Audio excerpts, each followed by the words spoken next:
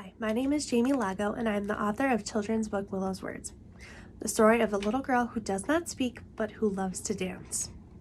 As a child, I suffered from selective mutism, an anxiety disorder that prevents a person from speaking despite being physically able to do so.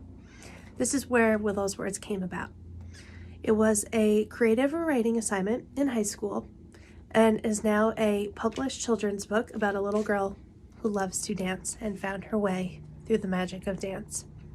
Join us for a Scribe workshop at Making Friends, and I'll be able to answer any questions you may have. And who knows, maybe you'll be publishing your own children's book one day.